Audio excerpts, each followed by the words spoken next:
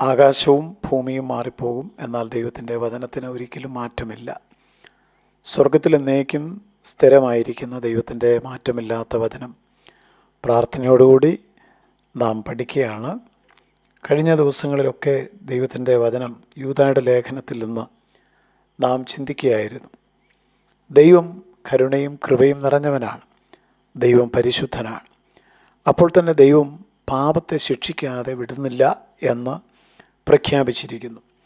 പാപം ചെയ്യുന്ന വ്യക്തികൾ ആരെന്ന് ദൈവം നോക്കാറില്ല. അവരുടെ സ്ഥാനം നോക്കാറില്ല. പാപം ചെയ്യുന്ന പട്ടണം എത്ര സമ്പത്തുള്ളതാണ്, കെട്ടുറപ്പുള്ളതാണ് എന്നൊന്നും ദൈവം നോക്കാറില്ല. പാപം ചെയ്യുന്ന വ്യക്തികൾ അവർ ദൈവത്തിൻ്റെ ജനമായിരുന്നാലും അല്ലാത്തവരായിരുന്നാലും ദൈവത്തിൻ്റെ ന്യായവിധി തീർച്ചയായിട്ടും ഉണ്ടാകും.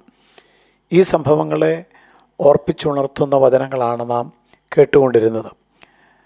അഭക്തരായ ആളുകൾ നുഴഞ്ഞു കയറി ആദിമസഭയിൽ വന്ന് ദൈവത്തിൻ്റെ ജനത്തെ തെറ്റിച്ചു കളഞ്ഞിരുന്നു. അവരെ തിരിച്ചറിയുവാൻ പലപ്പോഴും പലർക്കും കഴിയാതെ പോയിരുന്നു. എന്നാൽ അവർക്ക് തീർച്ചയായും ന്യായവിധി ഉണ്ടാകും എന്നുള്ള മുന്നറിയിപ്പാണ് നാം ഇവിടെ ശ്രദ്ധിച്ചുകൊണ്ടിരുന്നത്. കഴിഞ്ഞ ദിവസം ദൈവം മിസ്രയീമിൽ നിന്ന് വിടുവിച്ച ജനത്തെ, രക്ഷിച്ച ജനത്തെ ദൈവം തന്നെ നശിപ്പിച്ചതായിട്ട് കണ്ടു. ദൈവം രക്ഷിക്കുന്നവൻ മാത്രമല്ല, പിന്നെ തന്നെ അവിശ്വസിക്കുന്ന ഒരു അവസ്ഥയിൽ ജീവിക്കുന്ന ജനത്തോട് ദൈവം ഇടപെടുകയും ചെയ്യും. അവിശ്വാസം വലിയ പാപം ആകുന്നു. അവിശ്വാസത്താലാണ് പലപ്പോഴും പല ആളുകളും ദൈവത്തിൻ്റെ ശിക്ഷ ഏറ്റുവാങ്ങേണ്ടി വന്നത്. ഇവിടെ രണ്ടാമത് പറയുന്നു, 6-ാമത്തെ വാക്യത്തിൽ, തങ്ങളുടെ വാഴ്ച കാത്തുകൊള്ളാതെ സ്വന്തം വാസസ്ഥലം വിട്ടുപോയ ദൂതന്മാരെ മഹാദിവസത്തിൻ്റെ വിധിക്കായി എന്നേക്കുമുള്ള ചങ്ങലയിട്ട് അന്ധകാരത്തിൻ്റെ കീഴിൽ സൂക്ഷിച്ചിരിക്കുന്നു. മനുഷ്യരെക്കാൾ ഉന്നതരാണ് ദൂതന്മാർ. ദൈവം ദൂതന്മാരെ കോടാനുകോടി ഗണങ്ങളായിട്ട് സൃഷ്ടിച്ചിരിക്കുന്നു. ദൂതന്മാർ ആത്മരൂപികളാണ്. അവർ സ്വർഗത്തിൽ ഉണ്ടാകുന്നു എന്ന് നമുക്കെല്ലാവർക്കും അറിയാം. ദൂതന്മാരെക്കുറിച്ച് പല പരാമർശങ്ങൾ ദൈവത്തിൻ്റെ വചനത്തിൽ നാം കാണുന്നുണ്ട്. എന്നാൽ ഇവിടെ പറഞ്ഞിരിക്കുന്നത് ദൈവം ദൂതന്മാർക്ക് നൽകിയിരുന്ന ആ സ്ഥാനവും അവരെ പാർപ്പിച്ചിരുന്ന വാസസ്ഥലവും, ഇതിൻ്റെ പശ്ചാത്തലം, മറ്റു കാര്യങ്ങൾ ഇതൊന്നും നമ്മൾ വിശദമായിട്ട് ചിന്തിക്കുന്നില്ല. എന്നാൽ ഇവരുടെ തെറ്റ് ചൂണ്ടിക്കാണിച്ചിരിക്കുന്നത് അവർ തങ്ങളുടെ സ്ഥാനം കാത്തുകൊള്ളാതെ ജീവിച്ചപ്പോൾ ദൈവം അവരെ ശിക്ഷിക്കുന്നു എന്നുള്ളതാണ്. ദൈവം നമുക്ക് നൽകിയിരിക്കുന്ന പരിധികൾ, ദൈവം നമുക്ക് വെച്ചിട്ടുള്ള ക്രമങ്ങൾ, ഇത് ലംഘിക്കപ്പെടുമ്പോഴാണ്, അതായത് ദൈവം നിശ്ചയിച്ച പരിധികളെ മനുഷ്യൻ മറികടക്കുമ്പോഴാണ് വാസ്തവത്തിൽ അവൻ ശിക്ഷിക്കപ്പെടുന്നത്. അവൻ ചെയ്ത പാപത്തെ ദൈവം ശിക്ഷിക്കുന്നത്. എല്ലാ പരിധികളും മറികടക്കുന്നതാണ് സ്വാതന്ത്ര്യം എന്നൊക്കെ ചിലർ ചിന്തിക്കുന്നുണ്ടാവും. എന്നാൽ പരിധികൾ ദൈവം വെച്ചിട്ടുള്ളത് ലംഘിക്കുവാൻ പാടുള്ളതല്ല. ദൂതന്മാർക്ക് ഉയർന്ന സ്ഥാനം ഉണ്ടായിരുന്നു. അതുകൊണ്ട് അവർ ന്യായവിധിയിൽ നിന്ന് സംരക്ഷിക്കപ്പെട്ടില്ല. എത്ര ഉയർന്ന സ്ഥാനം ഉള്ളവരാണെങ്കിലും പാപം ചെയ്യുന്നവർ ന്യായവിധിയിൽ നിന്ന് ഒഴിവാക്കപ്പെടുന്നില്ല. ഇത് ഇന്നത്തെ സഭയ്ക്കുള്ള ശക്തമായൊരു മുന്നറിയിപ്പാണ്. നമുക്ക് ലഭിച്ചിരിക്കുന്ന ശുശ്രൂഷ, ആത്മീയ പരിചയങ്ങൾ, അറിവ്, നേതൃത്വം, ദൈവജനത്തിൻ്റെ ഇടയിലുള്ള നമ്മുടെ സ്ഥാനം, ഇതൊന്നും ദൈവത്തോടുള്ള അനുസരണത്തിന് പകരമാകുന്നില്ല.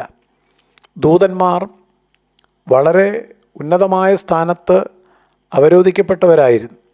പക്ഷേ അനുസരണക്കേടാണ് അവരുടെ ഭാഗത്തുനിന്നുണ്ടായത്. അനുസരണക്കേട് അത് ശിക്ഷയ്ക്ക് തീർച്ചയായിട്ടും നമ്മെ നയിക്കുന്ന ഒരു പാപമാണ്. അതായത് ഈ ഭൂമിയിൽ ദൈവം നമുക്ക് തന്നിരിക്കുന്ന സ്ഥാനം നമ്മെ രക്ഷിക്കുന്നില്ല. ദൈവം എപ്പോഴും നമ്മിൽ നിന്ന് ആഗ്രഹിക്കുന്നത് വിശ്വസ്തതയാണ്. ഇവിടെ നമ്മൾ കണ്ടു, പാപം ചെയ്ത ദൂതന്മാർ അവരുടെ നിലയും വിലയും മറന്ന്, അതായത് അവർ സ്വന്തം വാസസ്ഥലം വിട്ടുപോയി വാഴ്ച കാത്ത് കൊള്ളാതെ ജീവിച്ചു. അവരുടെ പരിധികളെല്ലാം ദൈവം വെച്ചിരിക്കുന്നതെല്ലാം അവർ ലംഘിച്ചു. അതുകൊണ്ട് ഈ വചനങ്ങൾ നമ്മെ ഭയപ്പെടുത്തുന്ന വചനങ്ങളായിട്ട് തോന്നാതെ നമ്മുടെ പരമാർത്ഥ മനസ്സിനെ ഉണർത്തുന്ന വചനങ്ങളായിട്ട് തോന്നണം. ദൂതന്മാരുടെ സ്ഥാനവും സോദോമിൻ്റെ സമ്പത്തും ദൈവത്തിൻ്റെ ന്യായവിധിയിൽ നിന്ന് അവരെ രക്ഷിച്ചില്ല. നമ്മുടെ ആത്മീയ പദവികളും അനുഭവങ്ങളും ഒന്നും നമ്മെ രക്ഷിക്കണമെന്നില്ല.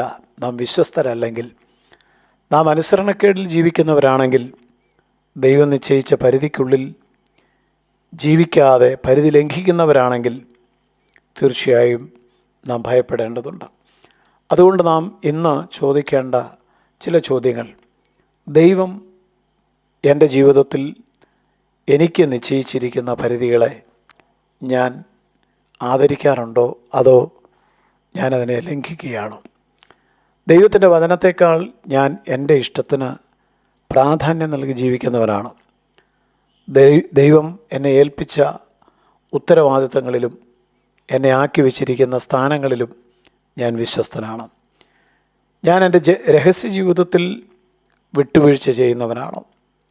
ദൈവം കൃപയുള്ളവനാണല്ലോ എന്ന് പറഞ്ഞുകൊണ്ട് കൊച്ചു കൊച്ചു പാവങ്ങളെ ന്യായീകരിക്കുന്ന, പാപത്തെ നീതീകരിക്കുന്ന, ന്യായീകരിക്കുന്ന ഒരു ജീവിതമാണോ എൻ്റേത്?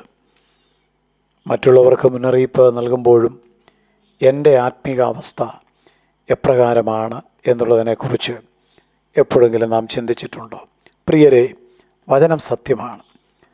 കർത്താവ് പറഞ്ഞ വാക്കുകൾക്ക് വള്ളിക്കോ പുള്ളിക്കോ വ്യത്യാസം വരികയില്ല. ഒരു നാൾ ഈ നശ്വര ലോകം നാം വിട്ടുപിരിയും.